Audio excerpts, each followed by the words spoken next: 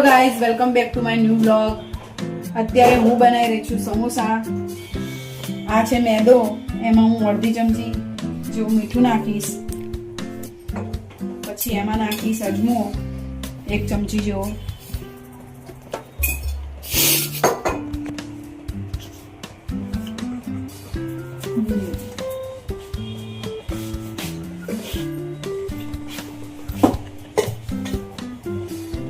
મોણ માટે આમાં નાખીશ તેલ.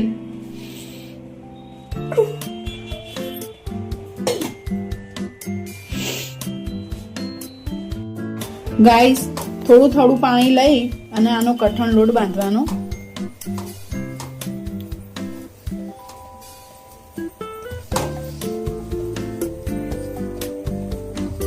ગાઈસ, આપણો લોટ બંધાઈ ગયો છે. હવે આ લોટને 10 મિનિટ રેસ્ટ માટે મૂકી દઈશું. અને આ બાજુ મેં અહીંયા કુકરમાં બટાકા બાફવા મૂકી દીધા છે અને આ બાજુ વટાણા પણ બફાઈ ગયા છે. ગાઈસ, બટાકા બાફીને માવો કરી દીધો છે અને આ વટાણા પણ બાફી લીધા છે. હવે આ કઢાઈમાં થોડું તેલ લઈશું અને તેલ ગરમ થાય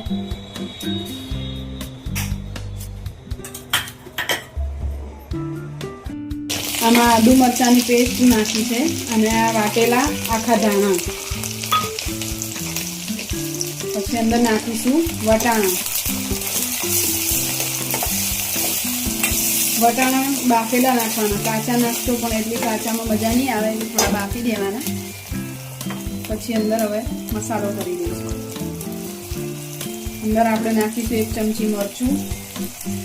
તમે તીખું વધારે જોઈતું હોય તો તમે 2 ચમચી પણ નાખી શકો, જેટલું તીખું ભાવતું. એટલે 1 ચમચી ગરમ મસાલો,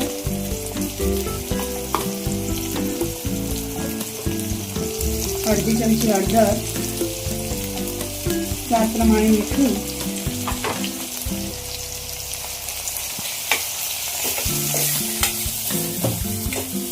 અને આ બાફેલા બટેકા નાખી દઈશું.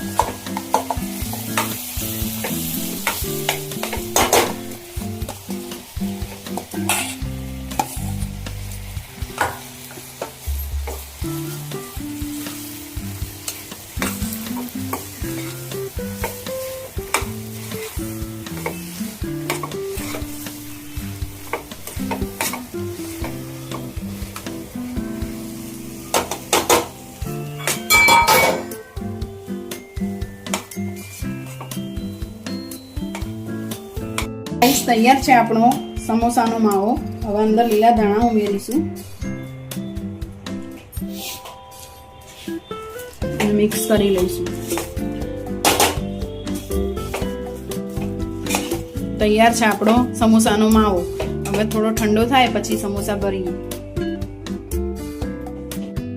ગાઈઝ, આપણો માવો ઠંડો થઈ ગયો છે અને આ લુવો લઈને નાની પૂરી વણીશું. પૂરી થોડી પતલી વળવાની.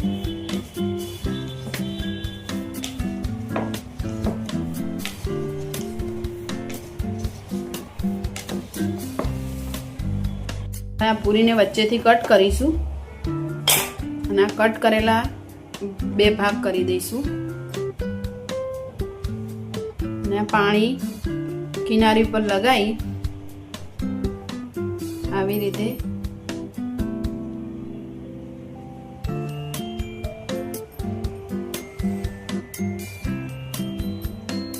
ચિપકાઈ અને અંદર માવો ભરીશું.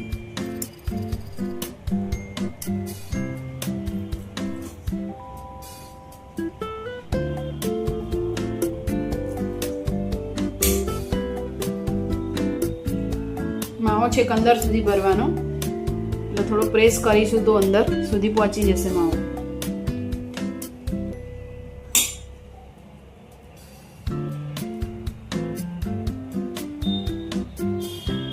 અને આવી રીતે કિનાર બંધ કરી દઈશું.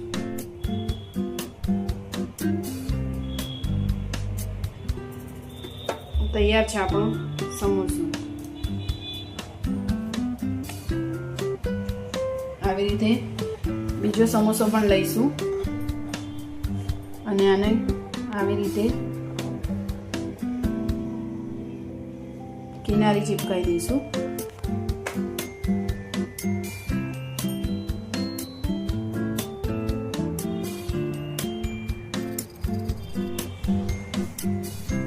સમોસો આપણો તૈયાર કરીશું.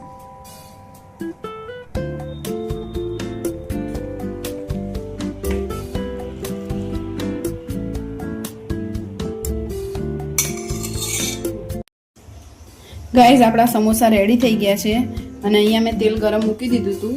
મીડિયમ ટુ લો ફ્લેમ ઉપર આપણે સમોસા તળીશું.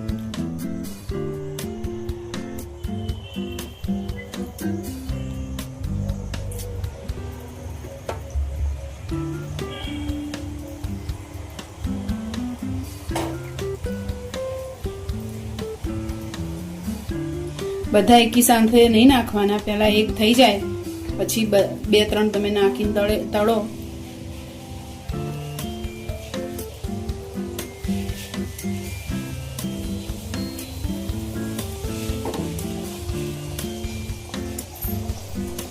આપણો એક સમોસો તૈયાર થઈ ગયો છે. હવે આમાં 1-2 સમોસા નાખી અને બધા સમોસા આવી રીતે આપણે એક પછી તળી લઈશું.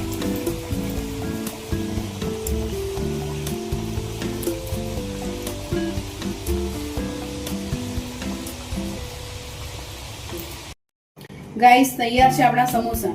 તો તમે ગ્રીન ચટણી કે ખજૂર આમલીની ચટણી કે કેચઅપ સાથે સર્વ કરો.